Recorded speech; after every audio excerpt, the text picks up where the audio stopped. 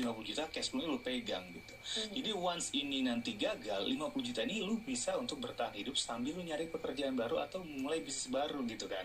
Gitu. Beresiko banget ya sih? Beresiko banget memang. 50, Tapi 100, ini kan 50 kondisi lo pakai bisnis lo gagal nih. ya gitu. Emang udah nekat berbisnis lah intinya. Ya udah. Tapi tetap lu harus punya pegangan at least 50%, tapi ya lu gambling juga, bener kata Mama dia tadi, tapi at least lu harus cari backup yang kuat gitu, dan lu harus cari pekerjaan baru lagi kalau misalkan itu gagal, atau lu mulai bisnis lagi dengan modal yang lebih sedikit, at least lu bisa ada pemasukan gitu. Makanya tadi gue bilang di awal ya, kalau lu mau berbisnis sebenarnya yang paling kunci utamanya adalah lu punya pasar dulu gitu. Jadi ini cash flow ya Mas ya. Nggak boleh namanya pakai dana darurat dan lain-lain. Nggak boleh. Itu jadi itu benar-benar cash flow lo sendiri. Lo udah nyiapin belum nih, lo punya cash flow nggak nih?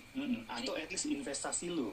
Dana investasi lu ambil deh 50% gitu ya buat modal bisnis. Tapi dana darurat jangan. Dana darurat itu membackup keadaan darurat gitu ya. Keadaan darurat apa sih kalau misalnya lu nggak punya karena pekerjaan? lu yang mikirkan gue resign mau bisnis darurat. Itu bukan darurat, lu yang bikin darurat gitu kan. Nah, darurat itu kan kejadian yang tidak direncanakan ya. Kalau direncanakan namanya nggak darurat, itu lu nekat gitu kan. Nah makanya itu harus dibedakan nih antara darurat sama nekat gitu ya. Jadi gitu, emang banyak orang sih gitu, oh kan darurat nih kalau mau lagi itu, jadi pemikiran yang salah sih menurut gue ya Mbak Mada. Jadi terus benerin dulu mindset lu nih. Makanya itu tadi ya, emang idealnya ya lu harus mulai bisnis ketika lu masih ada active income, at least lu punya pekerjaan lah gitu ya. Sambil lu prepare ketika emang udah running well, udah lumayan mateng nih bisnisnya, oke lu kalau mau full power di bisnis gitu. Jadi kalau misalkan bilang bisnis tuh lu harus full, harus nekat, nggak juga sih kalau menurut gua salah. Lu running dulu deh, lu lihat dulu nih arahnya bakal berhasil apa enggak nih gitu ya. Karena kalau udah full power gitu ya ternyata gagal, itu kan bahaya banget gitu kan. Ya makanya itu tadi kita harus punya perhitungan yang matang, perencanaan juga yang matang gitu. Ada nggak sih indikasi-indikasi Mas Ai? Misalnya tadi kan kalau kita ambil apa yang statement Mas Ai ya, 50% dari cash flow lo, terus kemudian itu harus lo jaga benar-benar, jangan pakai 50% lagi karena itu buat kayak penyangga.